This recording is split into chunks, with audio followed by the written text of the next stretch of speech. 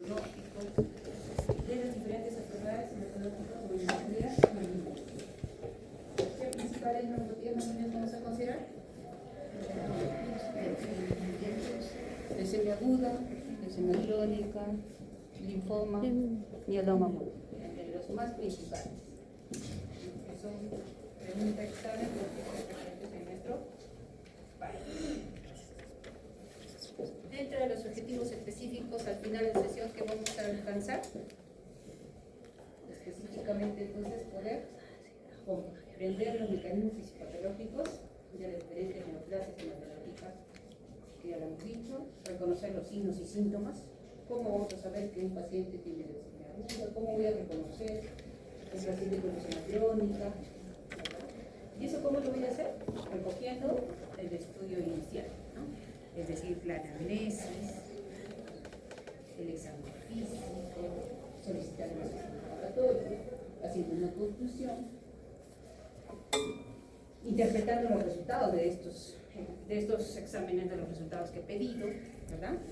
¿Qué exámenes pedimos en hematología usualmente? Lo básico, un hemograma, sí o sí, ¿ya? El hemograma, el frotis de sangre periférica, el aspirado meduloso más biopsia de hueso, el estudio del mielograma, de la sangre medular, el estudio citogenético de la sangre medular, el estudio inmunofenotípico de la sangre medular, el estudio molecular de la sangre medular, ¿ya? Además, desarrollar habilidades para estratificar pronóstico. Es muy importante entonces sacar pronóstico, ¿no? Tanto las enfermedades no líquidas, es decir, sólidas, como hígado, estómago, etc., estratificadas acá también, ¿ya? Para ver el pronóstico de las malignas. Pero aquí hay algo diferente, ¿ya? A diferencia de las sólidas. Acá tratamos enfermedades hematológicas malignas, líquidas, ¿verdad? ¿Cómo será el pronóstico? ¿Cómo haremos el pronóstico? Igual que las sólidas, estadio 1, estadio 2, estadio 3, estadio 4 avanzado. ¿Será así? Vamos a ver, ¿no?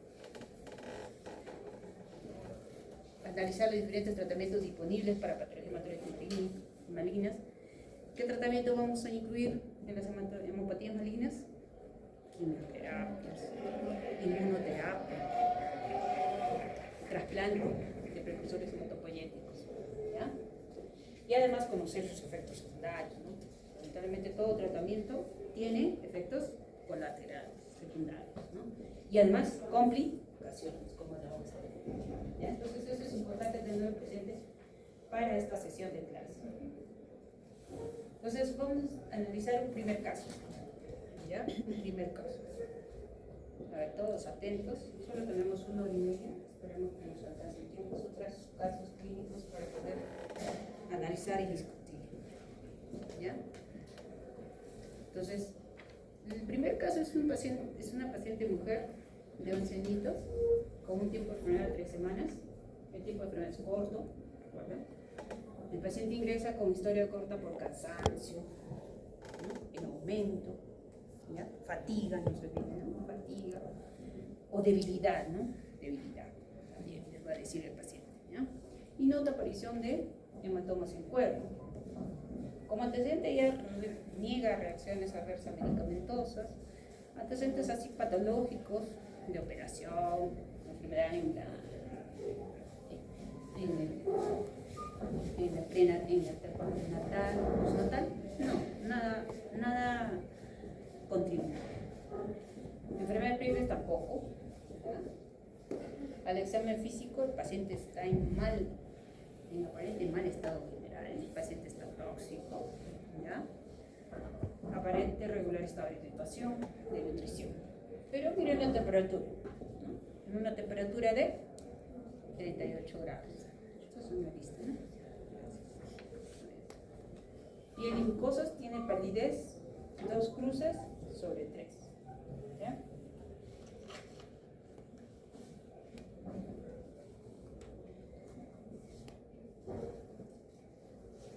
Bien. Entonces llama la atención entonces al examen físico. Entonces, qué importante entonces es la anamnesis. Lo que el paciente te cuenta, ahí ya ves ya los síntomas en la anamnesis. Y cuando tú examinas, ya ves los signos. Entonces ya tenemos ahí signos y síntomas. Ahora vayamos al examen del laboratorio de sangre e imágenes. Entonces lo básico que vamos a pedir en hematología a un paciente que viene así, ¿qué vamos a hacer? El hemograma, básico, ¿verdad? En el hemograma tenemos 3 elementos, nada más, ¿no? Glóbulos rojos, glóbulos blancos, plaquetas, nada más. Entonces, ¿qué les parecen los leucocitos? 9100, ¿no? Está aparentemente normal, imagínense, ¿no? Aparentemente normal. La hemoglobina, ¿qué les parece? Tiene anemia, ¿no? Anemia moderada. Y las plaquetas aparentemente también están normal, imagínense, ¿no? Y los neutrófilos, ¿qué les parece los neutrófilos? Los neutrófilos están en valores porcentuales 21%. ¿Qué les parece? ¿Cuánto es lo normal de neutrófilos?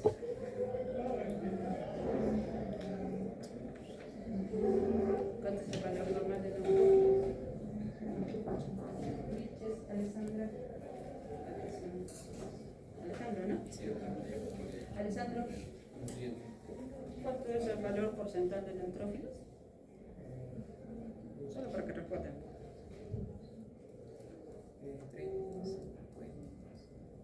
50, 70, 100. Aquí está, porcentualmente está disminuido, ¿verdad? 21%. Y lo que llama la atención, miren, cómo están los linfocitos. ¿Cuánto es lo normal de linfocitos en el hemograma?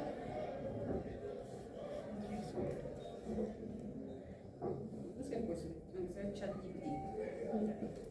entonces el linfocito lo normal es de 30 a 40%. ¿Ya? ¿Y cuánto está acá? Miren, llama la atención, bastante linfocitosis, ¿verdad? Y el BCM, ¿qué les parece? ¿Tiene anemia de qué tipo?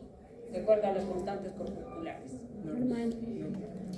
Normocítica, normocrónica, es decir, ¿no? Entonces recuerden que el tipo de anemia en los pacientes oncológicos usualmente es de tipo inflamatorio, normocítico, usualmente, ¿ya? Lo más frecuente. Ya es difícil que lo veamos de tipo ferropénico, microcítico, crómico, difícil, ¿ya? En este niño lo podríamos ver, sí, pues podría ser microcítico crómico, pero la etiología o la fisiopatología de esta anemia no es por deficiencia de hierro, ¿verdad? Es de tipo inflamatorio. ¿Y qué más vemos? Luego que le solicitamos el hemograma básico que el médico hematólogo, entonces puede haber el frotis de sangre periférica, ¿no? Es decir, el frotis del poquito hemograma que le sacan la muestrita en el tubito, un poquito, una gotita, se recoge en una lámina portaobjeto, ¿recuerdan? Se hace un frotis con otra lámina, se espera que seque, lo coloreamos, que seque y otra vez lo vemos con microscopía óptica. ¿Y cómo, con qué tinción lo hace? Con la tinción Wright o Jens, ¿no? Entonces lo han coloreado. Y miren, ¿ve? Miren, aquí vemos los glóbulos rojos, estos que están acá arriba. Estos, miren, estos puntitos, plaquetas. Estos, miren. Todas estas células que están acá, se han juntado. Entre ellas se juntan, ¿no? Entre malignas se juntan, ¿no? Deberíamos allí ver los glóbulos rojos, plaquetas, y faltaría ¿qué? Los glóbulos blancos o leucocitos. Allí deberíamos ver neutrófilos, basófilos, eosinófilos, ¿qué más? Linfocitos deberíamos ver. Pero aquí no hay. Miren, estos que están acá son blastos, ¿no? Son células. Antes de ser un neutrófilo, ha sido un blasto. ¿En dónde? En la médula ósea. Y ha salido de la sangre periférica, ¿no? Haciendo que, recuerden que en la médula ósea hay una célula importante, ¿no? Que forma fila de indias, que es el endotelio medular. El endotelio medular, dicen, es la puerta para que puedan salir estas células, estos blastos, hacia la sangre periférica. Normalmente, este endotelio medular no deja salir a células inmaduras como este blasto. Aquí deberían estar los leucocitos maduros, como neutrófilos, basófilos, eosinófilos, monocitos y linfocitos. Debería estar estos elementos. Pero no. ¿Por qué dejó salir el endotelio vascular si sabía que esto estaba inmaduro? ¿Por qué? Porque sucede, ¿qué sucede en el cáncer? Una inflamación. Entonces, ¿qué hay en una inflamación? Como hemos visto en fisiopatología, aumento de la permeabilidad vascular, aumento de la... Recuerden, el endotelio vascular se separa. ¿Y qué hace la célula? Transmigración, ¿verdad? Como estos leucocitos son blastos, ¿verdad? Saben eso y pasan a la sangre periférica, encontrándolo acá.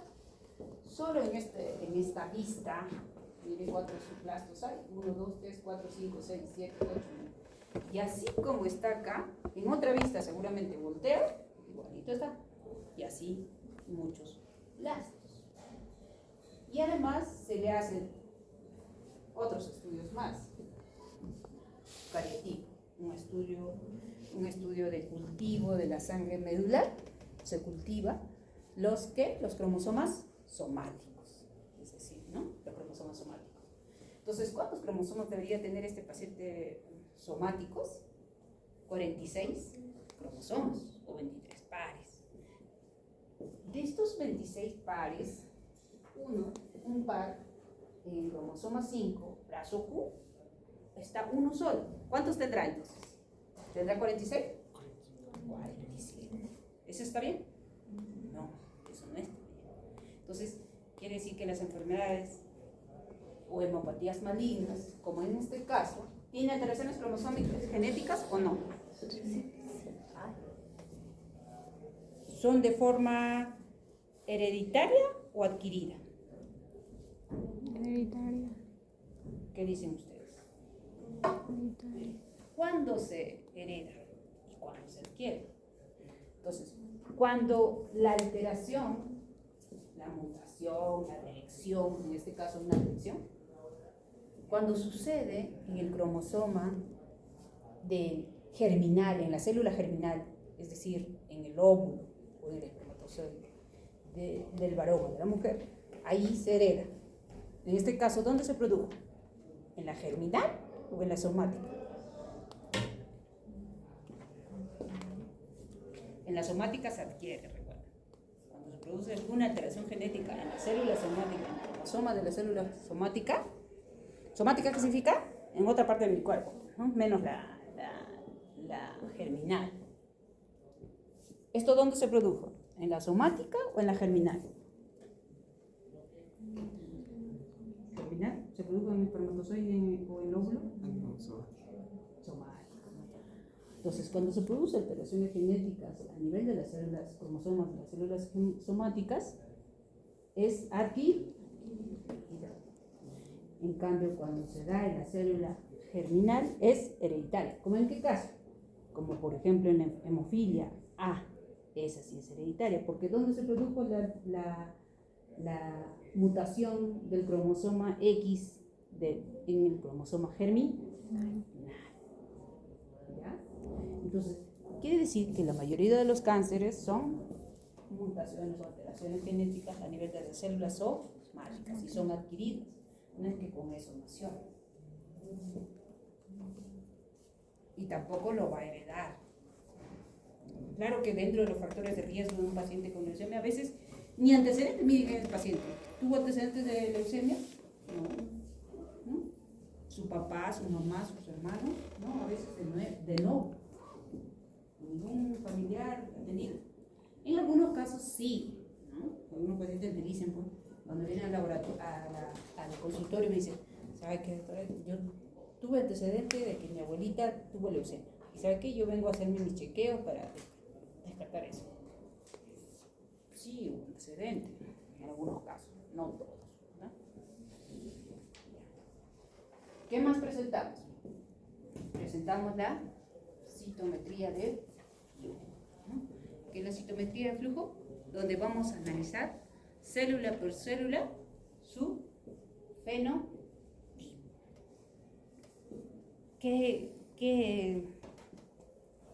Recuerden que todo cáncer, o recuerden, primero vayamos a inmunología. Recordemos inmunología del físico. Recuerden que en nuestro cuerpo tenemos proteínas que deben ser reconocidas por nuestro sistema inmunológico, que gracias a la tolerancia inmunológica esto lo reconocen y no lo atacan, ¿verdad? Entonces, igual en un cáncer, estas células leucémicas, mi sistema inmunológico al inicio no lo ataca, ¿verdad? No es que nació con esa célula de que va a haber un cáncer y lo voy a atacar, ¿verdad? Entonces, estas son nuevas células que tienen, ¿qué? Antígenos, ¿no? Aquí. Y esos antígenos, ¿por quién son reconocidos? Por el sistema inmunológico. ¿Qué sistema inmunológico? Usualmente el adaptativo. Linfocito T, linfocito B. Recuerda, ellas las reconocen. Uy, qué raro, este antígeno no es mío, no es de Violeta, no es de Patricio, por ejemplo, ¿no? No es de Patricia, por ejemplo. Este antígeno no es de Patricia, no corresponde a Patricia, qué raro. Entonces, ¿qué dice? Como no es de ella, ¿qué hace? Lo ataca. Por tratar de defender, porque el sistema inmune es su función, ¿verdad? De defendernos. Entonces, ¿qué hace entonces la citometría de flujo? Describir cómo es esa célula, ese blasto. ¿Qué características tiene? ¿No? Si tiene ojos o no tiene ojos, si tiene cabello, qué color será, qué aspecto tendrá. ¿Será de estirpe mieloide? ¿Será de estirpe linfoide? ¿Será de tipo crónico? ¿Será de tipo agudo? ¿Qué será? Entonces, la citometría de flujo entonces lo estudia, esos antígenos. Entonces, estos antígenos, miren, aquí dice, marcadores estudiados, se ha estudiado todos los antígenos, el CD ¿dónde está? En la superficie de la célula.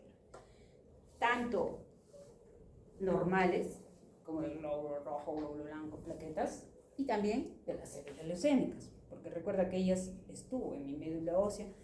Inicialmente fue mieloblasto, linfoblasto, luego fue a promielocito, mielocito, metamielocito, células en banda, neutrófilo. En ese estadio fue. Entonces, ¿qué marcadores tendría que tener? Se observa una población, 92% de las células, de todas estas células malignas, de baja intensidad, expresaron CD38. ¿Qué significa que tenga CD38? Entonces, significa que las células más inmaduras marcan CD38. ¿Qué te dice? Que esta célula es muy inmadura. ¿Qué más? CD7, CD31. Y la más importante es que te dice que puede ser de estirpe mieloide o linfoide, es la mieloperoxidasa. Porque saben ustedes, en histología lo han llevado, donde la mieloperoxidasa es una enzima ¿de quién?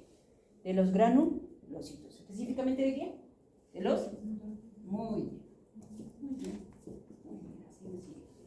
Entonces, de los neutrófilos, pues. Quiere decir que esta célula fue como la abuelita del neutrófilo. ¿Sí o no? Y si es MPO positivo, ¿qué será? ¿Linfoide o mieloide? ¿Cuál? Muy bien, mieloide. Muy bien. ¿Ves que me sigue? Muy bien. Y además dice que tiene CD34 positivo. Recuerden que las células más inmaduras marcan CD34 positivo. Y dice que sí. ¿Qué más? Pero tiene marcadores negativos, ¿para qué? Para CD20, CD19, CD9, CD10. ¿Por qué te dice eso? Porque te está diciendo que esta es de estirpe. ¿De qué estirpe? ¿Linfoide o mieloide? Ay, también lo digo. ¿Por qué? Porque las linfáticas tienen marcadores usualmente estos. 20, 19, 10. Usualmente. Entonces, para eso sirve la citometría de flujo o inmunofenotipo. ¿Para qué? Para fenotipicar a esa célula cancerígena.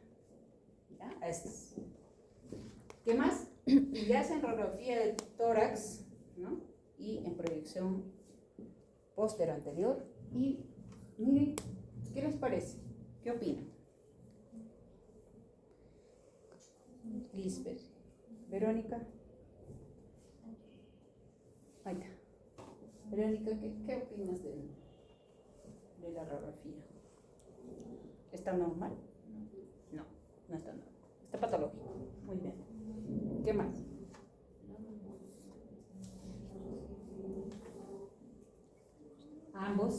Ambos campos pulmonares, ¿no? Ambos campos pulmonares están con, se ve esa coloración normal en una radiografía de tórax donde vemos la densidad.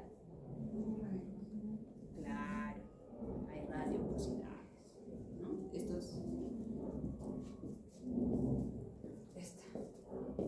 Estas lesiones algodonosas o radioposibilidades difusas, ¿no?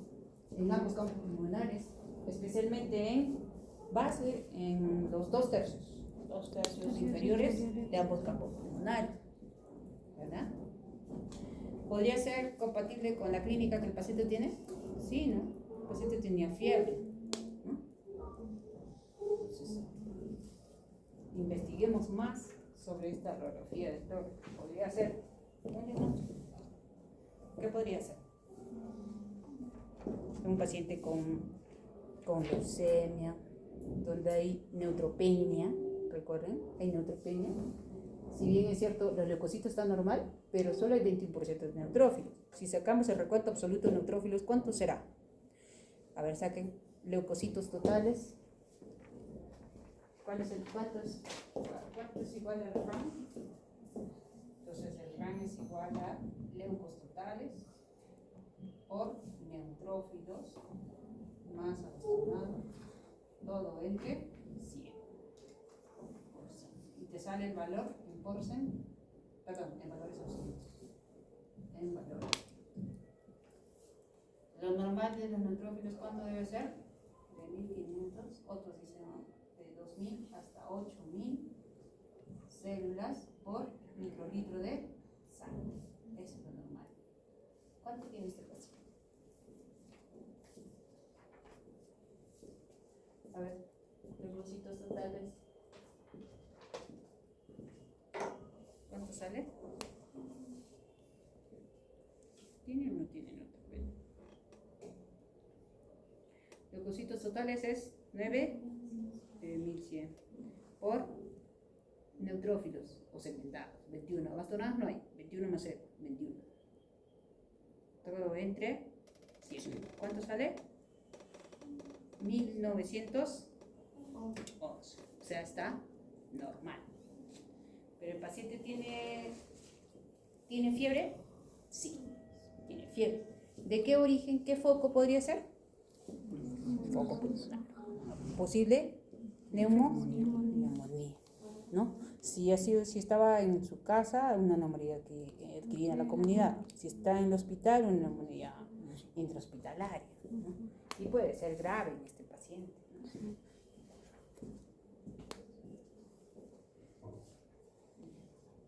Entonces, ¿cuál es tu diagnóstico inicial? ¿Y qué hallazgos clínico-analíticos, laboratoriales, imagenológicos se sospecha? A partir de la clínica y laboratorio nomás, ¿por qué dirías tu diagnóstico, Yasmín?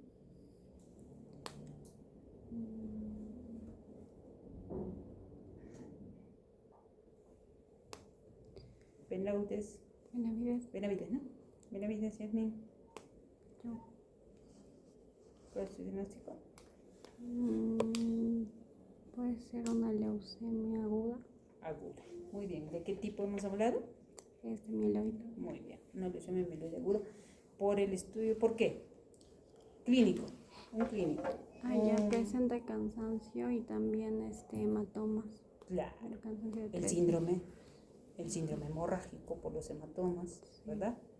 El síndrome constitucional, ¿no? Donde está la fatiga, ¿ya? La baja de peso también, ¿no? Otro, la edad. ¿Qué le parece la edad? Recuerden que los pacientes pediátricos, es un paciente pediátrico, ¿no? Entonces, en los pacientes pediátricos, la leucemia más frecuente es de tipo linfática. ¿Ya? Pregunta de examen. Sin embargo, en medicina nada es absoluto. No se olvide. ¿Ya?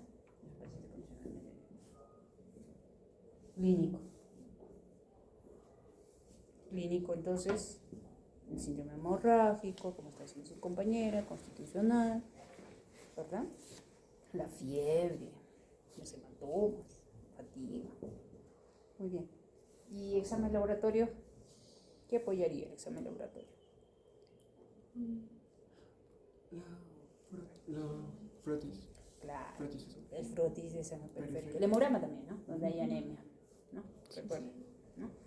El frotis de sangre periférica donde hay los blastos de tipo mieloma, ¿no? ¿Ya? ¿Qué más? El cariotipo, que hemos visto, ¿no? El cariotipo, la citometría de flujo, que nos da específicamente de qué estirpe es para el tratamiento. ¿Y qué otros estudios confirmarían también el diagnóstico? ¿Y por qué? ¿Qué otros estudios confirmarían? Aspirado de médula ósea. Claro, falta, ¿no? El aspirado médula ósea, eso. Pero recuerden que del aspirado, un poquito de sangre de esa técnica que yo hago, se hace el mielograma para lecturar otra vez los blastos y la citometría de flujo de esa misma sangre. En un tubito color lila se saca la muestra de ahí y se manda a estudiar y lo que ha salido ahí. También hago estudio de cariotipo de sangre medular, también ahí salió. Doctora, niños, el aspirado de médula ósea se hace en la tibia, ¿verdad? Claro.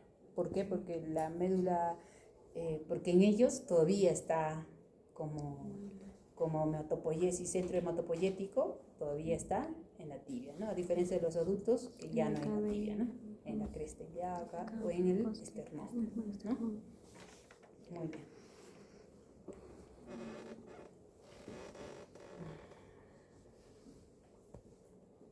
Ya. Desde el punto de vista fisiopatológico, ¿cómo aplicarías la coexistencia de anemia, trombocitopenia y leucocitos con blastos? ¿Qué dices ahí? Omar. Mesa Omar.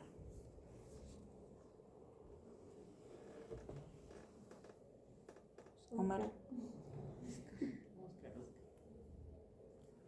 Mesa Santibáñez. Oscar, ¿no? Perdón. Sí, no es Omar. Oscar, ¿qué opinas? ¿Cómo explicas? ¿Por qué hay tanta anemia? ¿No? Anemia. Y si hubiera trombocitopenia, en el caso no había trombocitopenia, las leucemias usualmente van con... En cuanto a los leucocitos, en las leucemias agudas, chicos, puede ir con leucocitos elevados, muy altos. Puede haber con leucocitos normales o puede ser con leucocitos bajos. Casi siempre anemia, sí o sí, y trombocitopenia. ¿Ya? Es lo usual en un paciente con leucemia aguda. Y ante eso es importante ver la lámina, porque en una hemograma casi normal como este paciente, dudaría un poco que este paciente tiene leucemia, pero la lámina me lo dice. ¿Ya? Entonces, en este caso, si coexistiría anemia, trombocitopenia y leucocitos con blastos, como en este caso los blastos, ¿qué estaría pasando?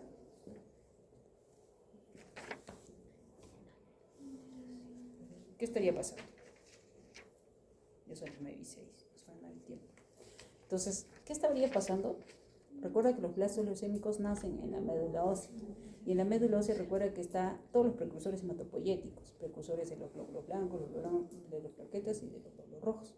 Y como hay proliferación tanto de blastos leucémicos, no hay espacio para la hematopoiesis normal, que normalmente debería tanto diferenciarse, proliferar las células madre hacia los precursores hematopoyéticos, luego las células maduras, ya, leucocitos, glóbulos platas. Entonces ya no hay espacio y lo que hay es proliferación clonal de células leucémicas o de blastos. Por eso hay la coexistencia de anemia trombocitopénica. ¿Qué complicación inmediata puede surgir por el cuento leucocitario elevado? Especialmente si se acompaña de síntomas respiratorios, neurológicos, ¿no? En este caso, este paciente tenía fiebre. Podemos sospechar neumonía. Pero ¿qué pasará si el paciente con leucemia tendría, como este caso, blastos, pero no fiebre y síntomas respiratorios y neurológicos? Hemos visto en fisiopatología, recuerdan en la clase del profesor Lozano, en la parte de teoría, había un término que se pone leucostasis. ¿Ya? Leucostasis. ¿Qué significa? Que estas células, en leucémicas o blastos, están en sangre periférica, ¿verdad? Y estas células leucémicas, ¿qué hacen?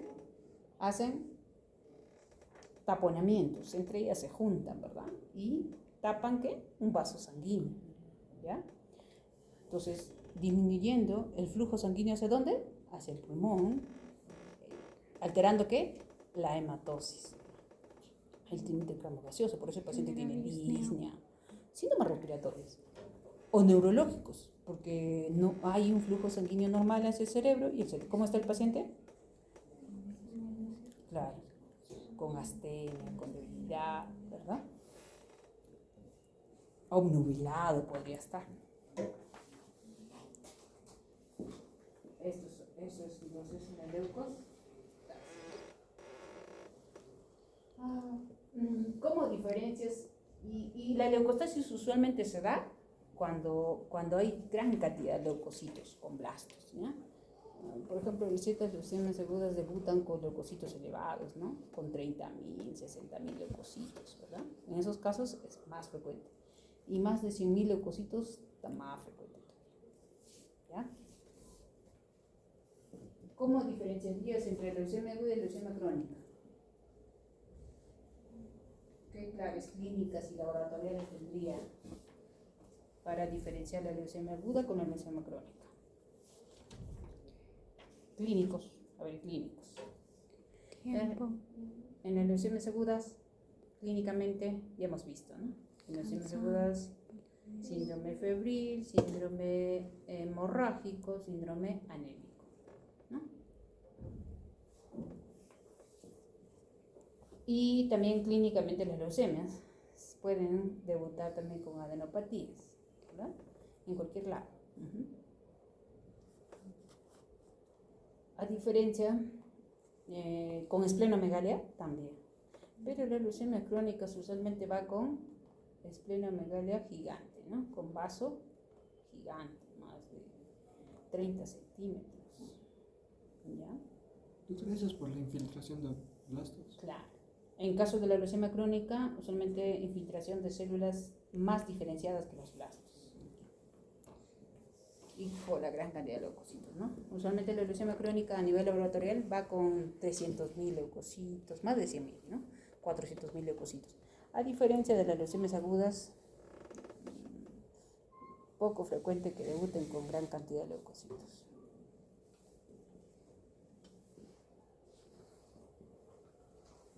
¿Qué estratifica? ¿Cuál es la estratificación de riesgo para el pronóstico y tratamiento de leucemia aguda? ¿Cómo se estratifica a un paciente con leucemia aguda?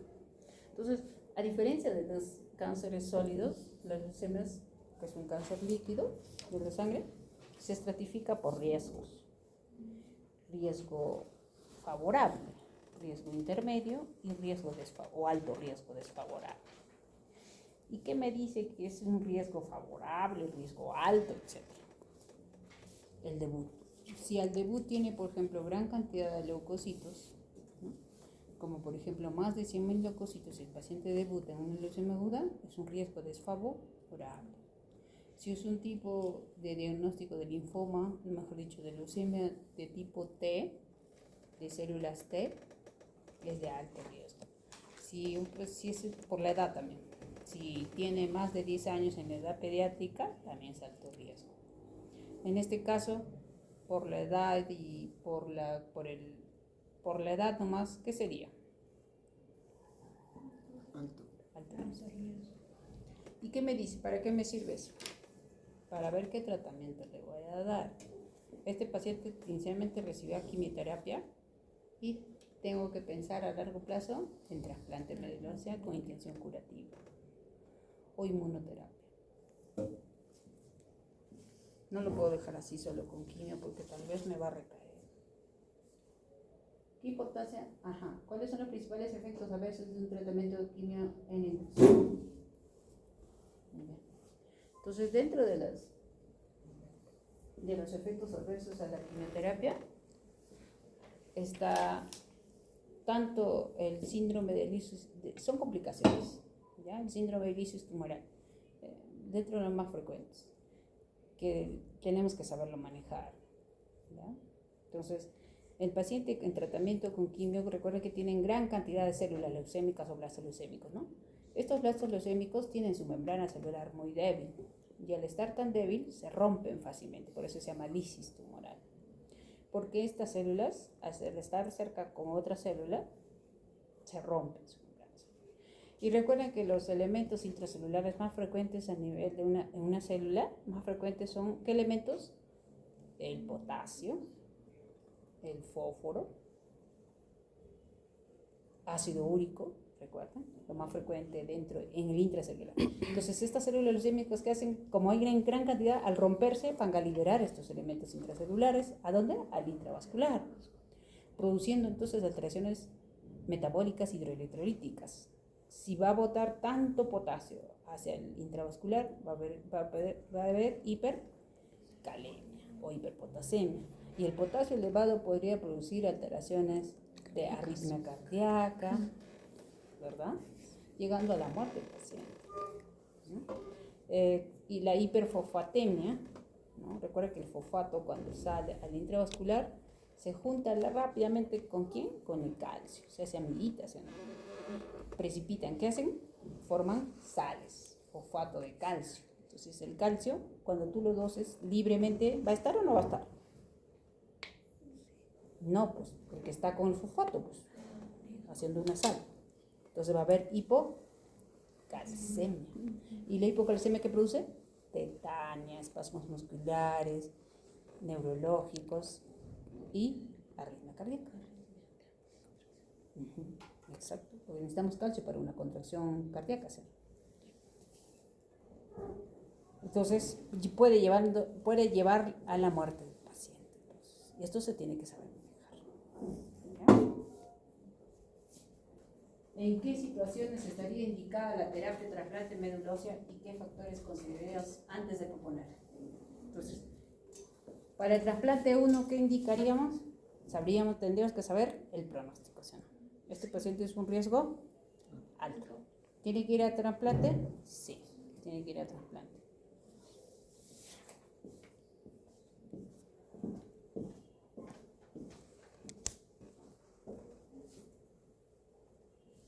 Segundo caso. Paciente de 69 años, natural y procedente de Lima, sin antecedentes 9 y 15, sin antecedente de importancia. Tiene un tiempo de enfermedad de 2 meses caracterizado por astenia, ¿no? Astenia progresiva, palidez y dorsalgia, ¿ya? Dorsalgia es decir, le duele la espalda, ¿no? ¿Ya? El examen físico, un estado general, pero hay palidez, cabeza, faringe normal, fluctuación cardíaca para corriente, nosotros. Al examen neurológico se llama la hiposensibilidad con parestesias 2 de 5, predominio crural, fuerza muscular disminuida, predominio ¿dónde? Izquierdo. En ambos, pero predominio izquierdo.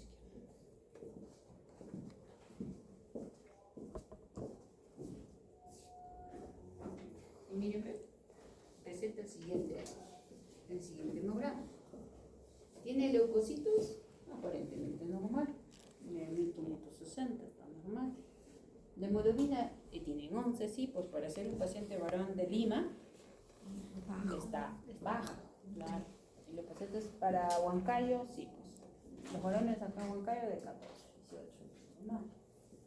Las mujeres acá en Huancayo 13.5, 15.5. ¿No?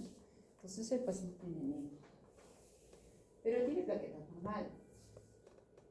¿Y los neutrófilos qué les parece? 62%. Está normal. ¿No? Hemos visto en nada. Los linfocitos, 26%. Y mire, ve otra vez. ¿La anemia de qué tipo es?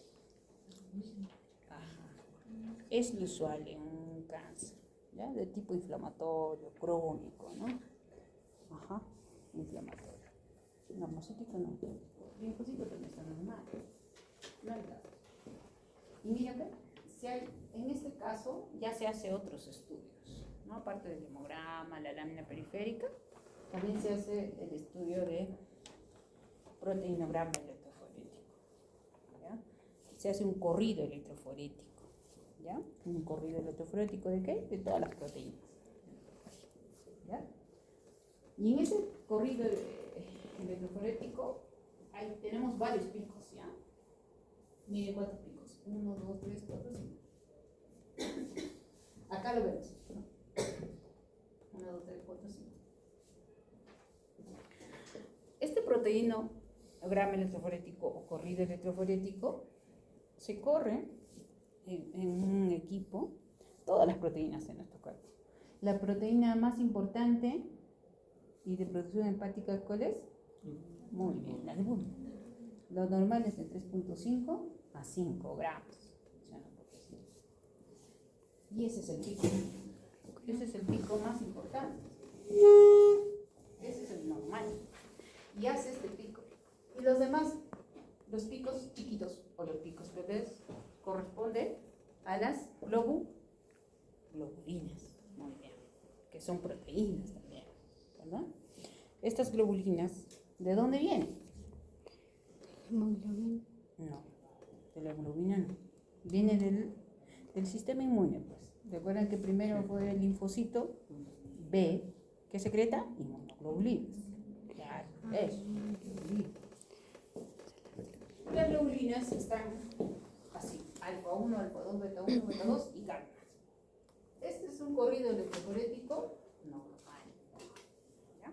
Recuerden que las proteínas van desde corren, ¿verdad? Se unen de acuerdo a sus potenciales, ¿no? Por ejemplo, van de un corrido negativo hacia un positivo, se unen ellos, ¿no? Entonces así corren las proteínas. Pero miren, comparen este normal con este. ¿Está igual que el otro? No, no. ¿Dónde debería haber dos picos como este? O sea, tenemos dos tipos de albúmina, este y este.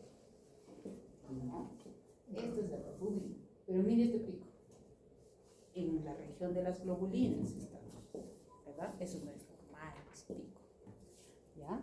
Por eso que cuando vemos el proteinograma electroforético, le llamamos a este pico, que está en la región gamma, le llamamos componente N, o proteína N. Se le llama así en esta patología. ¿Ya? Y miren, cuando se hacen las demás bioquímicas, el calcio sérico está elevado. Lo normal del calcio sérico es hasta 9, ¿verdad? ¿Y cuánto está? 10.5 miligramos. La creatinina está normal, pero la albúmina, ¿qué le parece? ¿Cuánto es lo normal? 3.5. Está disminuido la albúmina. Y la globulina, ay, no le gusta. ¿Cuánto es? La globulina me parece que estaba en 7.4, algo así. 7.4 gramos por decilitro. ¿Cuánto es lo normal de las proteínas totales en nuestro cuerpo? 5. Claro. 5, que es de la albúmina, lo normal, más 2 de la globulina, que es lo normal, sería 7 total. Pero en este caso, ¿cuántas proteínas totales tenemos? 3.4 más 7.2, Claro, está elevado. ¿Ya? Está muy elevado. Y llama la atención de que la globulina esté más elevada. ¿Es compatible con esta? Sí. Porque la globulina acá debería estar máximo de 2 a 3. Nada más. ¿Pero cuánto está? En 7. ¿Ya? Y además se le hace una radiografía de ¿qué?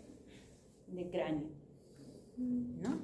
Donde se observa lesiones Sí, perdón. en sacabocado, ¿no? O lesiones con lesiones líticas, ¿no? Estas lesiones que están. Y en la radiografía o en la resonancia de columna vertebral, porque recuerda que el paciente que tenía hemiparesia, debilidad, disminución de fuerza en miembros inferiores, ¿no? ¿Y dónde podría ser la lesión? En columna, ¿no? En médula, ¿no? Entonces, hay fractura con aplastamiento y lisis del cuerpo vertebral a nivel de D10, de la dorsal 10. Por eso el paciente tenía dolor de espalda, ¿no? ¿Por qué? Porque tenía aplastamiento, fractura. A la vez, imagen insuficiencia que invade el cuerpo vertebral a nivel del D10 y D9.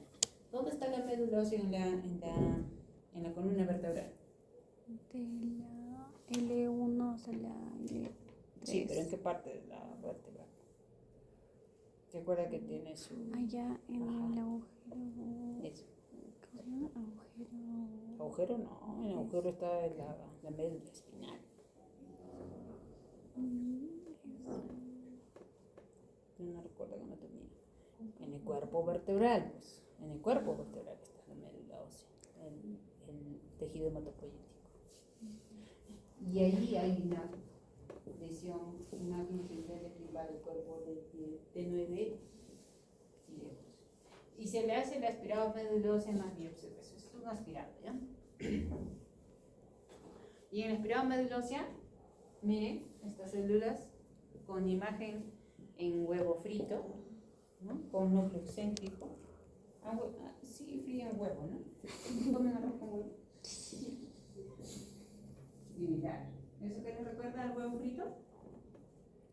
¿Qué les recuerda? ¿Qué célula? ¿Neutrófilo? ¿Macrófago? ¿Linfocito? ¿Qué les recuerda al huevo frito? Sí está en la literatura. ¿Cuál? No, macrófago no es la célula. Los neutrófilos se forman aquí. Célula plasmática. Claro, célula plasmática.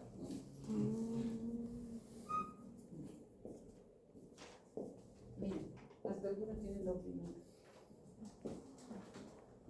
Y eso no es normal, ¿no? No se debería saber. Entonces, ¿cuál es el diagnóstico principal?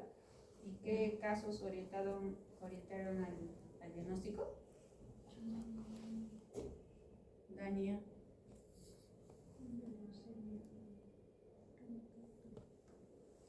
¿Leucemia crónica podría ser? Daira. Muy bien, mieloma múltiple. ¿Qué es? Mieloma múltiple es la neoplasia maligna de células plasmáticas o proliferación clonal de células. A diferencia de la leucemia maligna, es una proliferación de blastos, ¿no? Aquí es ¿En dónde? ¿Dónde se originó? La médula ósea. La leucemia aguda también se origina en médula ósea, pero en los blastos leucémicos, es decir, en los mieloblastos o linfoblastos. ¿Ya?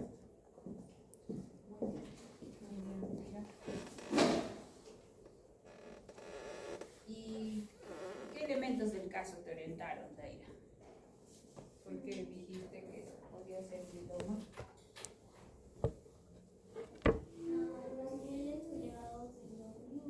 Muy bien.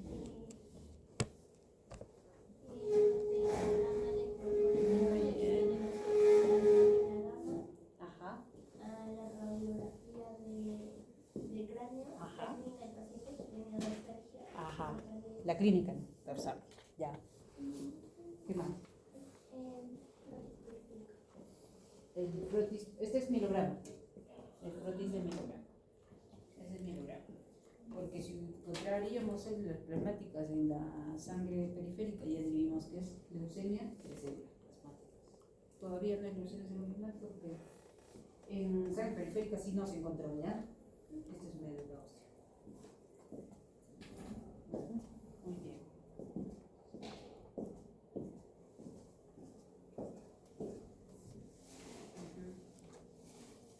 ¿Qué mecanismo fisiopatológico explicaría la presencia de anemia, hipercalcemia, lesión ósea en este contexto? Meli, Berchaya, Torres Meli. Meli, ¿qué te parece? ¿Qué explicaciones le das a la anemia, a la hipercalcemia, a las lesiones óseas? ¿Qué estaría pasando?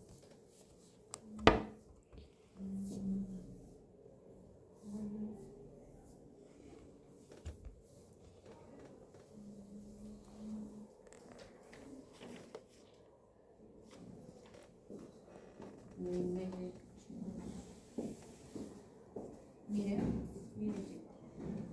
Recuerden que estas células plasmáticas, ¿dónde están? En la médula ósea. Una proliferación clonal de células plasmáticas de médula ósea. ¿Y médula ósea dónde encontramos? En este adulto. En La esternón en el esternón. o en las fosas ilíacas posteriores. En el coxis, en el pelvis, en huesos del pelvis, ¿verdad? Entonces, ¿y en dónde más? En la columna. Sí. Entonces, cuando proliferan estas células plasmáticas, ¿qué secretan? Inmunoglobulinas. Por eso que estaba el componente. Entonces, estas inmunoglobulinas, ¿qué generan? Daño. ¿Qué hacen? Aumentan la inflamación. Es decir, recuerda que ahí en el huesito que está las células osteoclásticas, ¿no? ¿Cómo se llama? Los macrófagos, que son los macrófagos celulares. Aumentan la actividad de los osteoclastos. ¿Y los osteoclastos qué hacían? ¿Formaban hueso o destructores de hueso? Destructores de hueso. Restos. Exacto. Entonces ellos, ¿qué hacen estas células plasmáticas? Les dicen, osteoclastos, trabaja, proliférate. Entonces, ¿qué hace? Resorción. Entonces aumenta la resorción, o sea, destrucción de hueso. Entonces, producción, destrucción, ¿y qué produce? Fracturas patológicas, que van a producir aplastamiento, ¿no? Y estas que van a comprimir a la médula espinancia, ¿no?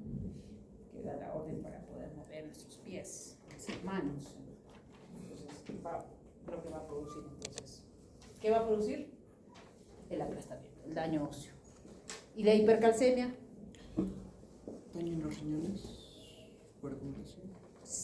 La consecuencia de la hipercalcemia, sí, muy bien. Pero ¿por qué hay hipercalcemia en el mieloma múltiple? Porque por la resorción ósea, pues el hueso que tiene, un montón de calcio. Y cuando destruye, ¿qué hace el calcio? El calcio se va a la sangre, produciendo hiper.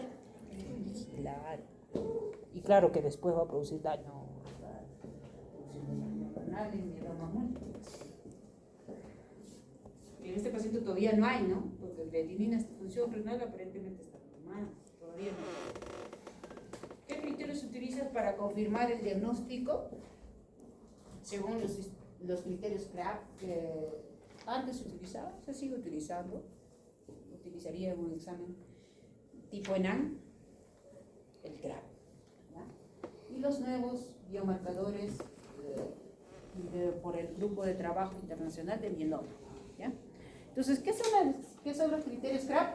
Justo lo que dijo Dalia, ¿no? ¿Por qué se dio cuenta que era mieloma? Porque tiene lesiones, criterios CRAB. ¿CRAB de qué? ¿Dónde está? ¿C de qué? De calcio. ¿Cómo está el calcio en el mieloma? Aumentado. Muy bien. ¿R de qué? De daño renal. Genera insuficiencia renal aguda o crónica, justamente por lo que dijiste, por la hipercalcemia que hace daño renal, ¿ya? Tipo agudo con daño tubular agudo, nefropatía tubular aguda, por obstrucción. ¿Qué más? ¿A de qué? Anemia, muy bien. ¿El paciente tenía anemia? Sí. ¿Y B de qué? De bone, de daño óseo. ¿El paciente tiene daño óseo o no? Sí, pues. Entonces, cumple con los criterios CRAB. Entonces, ustedes cuando estén frente a un caso clínico en el ENAM, recuérdense el CRAB. Si cumple con CRAB, todo o más de 3 es mieloma. Entonces, ¿cómo reconocen un mieloma? Por los criterios CRAB. ¿Ya? Ajá. Así se van a dar cuenta. Y ya no vas a decir leucemia, sino mieloma, ¿ya? Por los criterios CRAB. Y los nuevos biomarcadores del Grupo Internacional de Trabajo para Mieloma, los nuevos biomarcadores que se colocan para mieloma son la inmunofijación. Porque recuerda que las células plasmáticas producen inmunoglobulinas, ¿cierto? ¿Y qué hace la inmunofijación? Hace dosaje de inmunoglobulinas, hace dosaje de estas globulinas que estarían elevadas. ¿Qué hace más dosaje? De beta-2 microglobulina, aparte de los CRAB que hemos dicho. ¿Qué hace más? Células plasmáticas, más de 10% en médula ósea. Es un criterio también para mieloma. ¿Ya?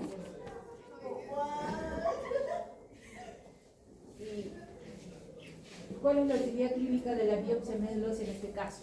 ¿Y cómo esperarías encontrar? ¿Es importante? Sí, es un criterio para mieloma múltiple. Decir que las células plasmáticas están más de 10% en la médula ósea. Lo que hemos visto. ¿Ya? Es importante. Para diagnóstico, para tratamiento y para seguimiento, porque después del tratamiento vamos a hacer cómo están las células plasmáticas. Si está menos de 10, mejor, ¿no? El paciente está en revisión. ¿Por qué estos pacientes son más propensos a...? Sí, pues.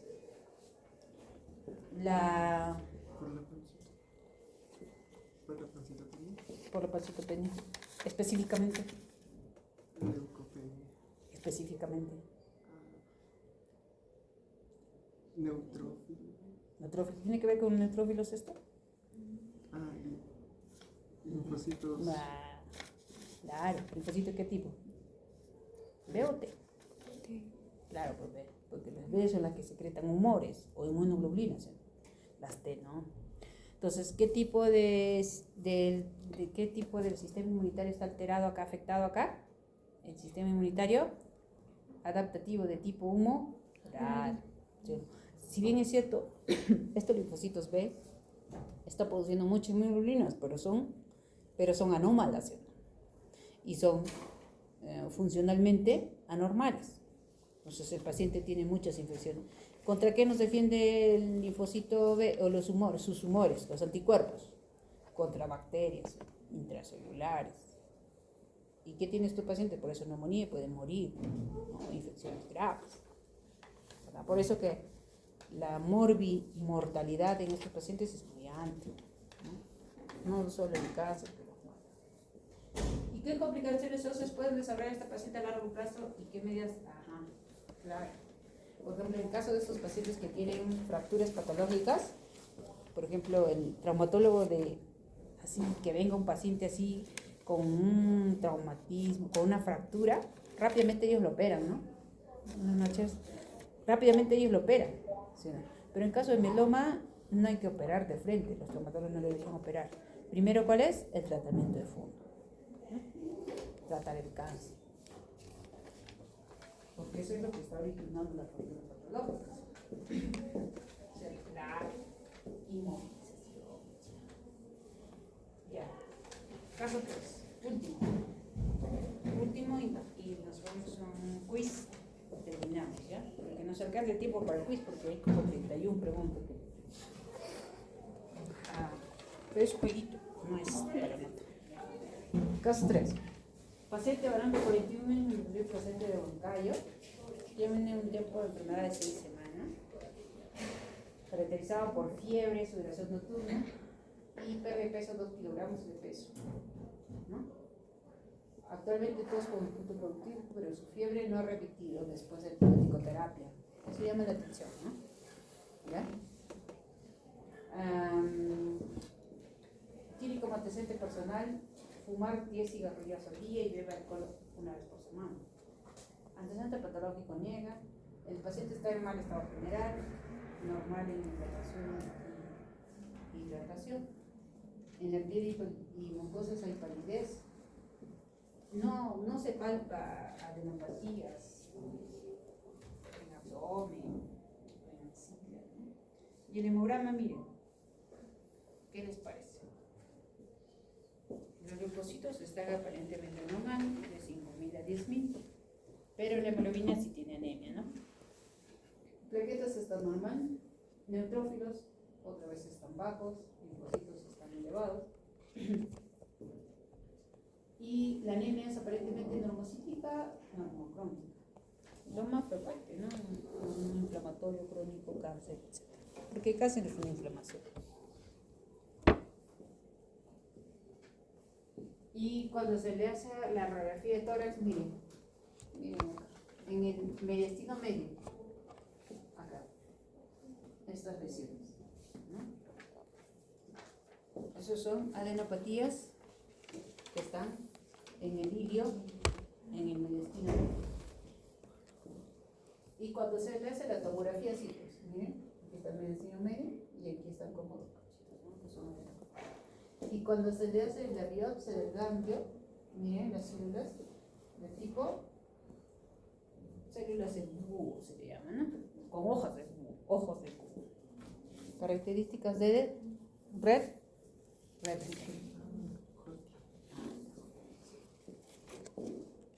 Células de red.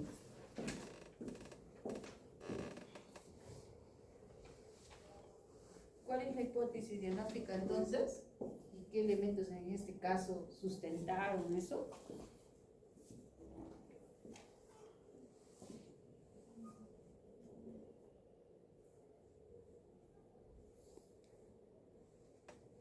Dania.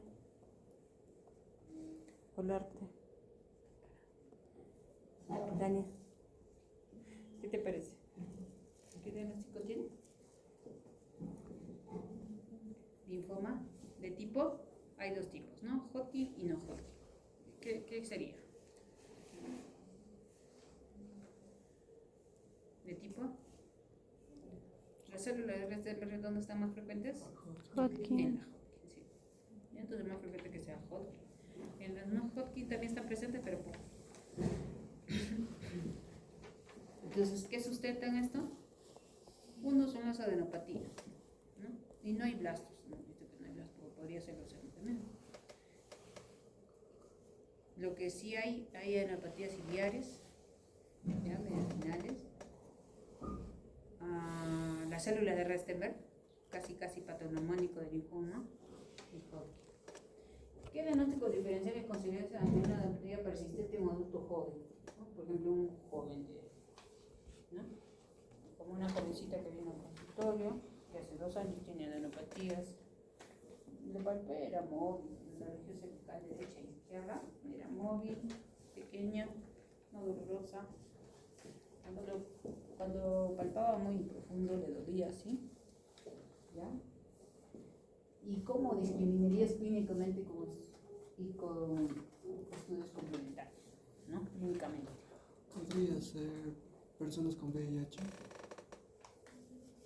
En el paciente con VIH también podemos encontrar, sí. Sí. Claro. Pero en el caso de una persona joven sin VIH, ¿podría tener adenopatías? O sea, una dependencia palpable. Normalmente no lo palpamos, ¿no? Pero si lo palpamos, sí podríamos estar frente a un paciente con una faringitis, con una faringoamigdalitis, donde recuerden que las neuropatías, recuerden que los ganglios linfáticos que hay ahí son casitas de los linfocitos B y T, ¿sí? Entonces cada vez que haya una infección cerca, ya sea en la garganta, ¿no? Se puede palpar una neuropatía, pero esto es reversible, ¿no? pasa la infección, claro que demora 1 mes, 2 meses en volver a su tamaño normal y algunas veces no vuelven a su tamaño normal. Entonces es una neuropatía reactiva inflamatoria secundaria a una infección que va a revertir normalmente, ¿no? A diferencia del linfoma, el linfoma no.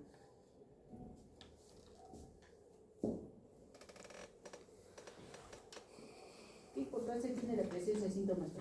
¿Qué son los síntomas B? Los síntomas B son clásicos de las hemopatías malignas y más frecuentes en los linfomas, ¿no? Los síntomas B, ¿cuál es? Fiebre, baja de peso y sudoración nocturna. Sí, pero los pacientes te dicen que mojan mojan su ropita de polito y las sábanas, ¿no? Es característico entonces la triada clínica o síntomas B muy frecuente de linfomas. ¿Y qué importancia tiene? Cuando están presentes los síntomas B, usualmente tienen mejor pronóstico que las que no están, ¿no? ¿Y por qué la biopsia es importante? Porque recuerden que a diferencia de las leucemias, la leucemia se hace el diagnóstico en la médula ósea o en la sangre periférica, ¿ya? El linfoma se hace el diagnóstico, el gol estándar es biopsiando el ganglio linfático. ¿Por qué? Porque el linfoma ya es una neoplasia de ganglios linfáticos, ya del sistema inmune ya adulto, es decir, linfocito B o linfocito T, que ya salió de la médula ósea. Describe las características histológicas que conformarían el diagnóstico de linfoma. ¿Qué histología estamos viendo? Hemos visto a las células ojos de búho, a las células de Rastenberg, que son linfocitos B o T anómalos, ¿ya? Y que es patognomónica, casi patognomónica, ¿no? ¿Y qué estudios solicitarías para estratificar la enfermedad? Ahora, los linfomas, ¿cómo estratificamos? Aquí sí, estratificamos según la estratificación de Ann Arbor, ¿no? ¿Recuerda? Estadio clínico 1 al 4.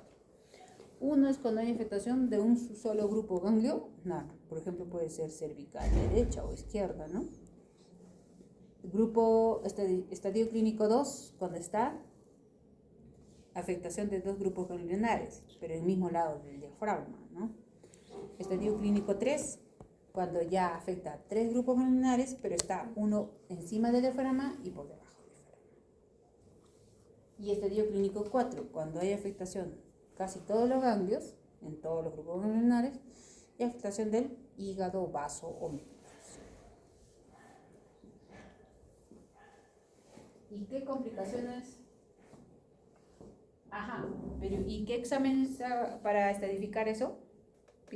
Solicito el PET scan, la tomografía, por emisión de positrones, ¿no?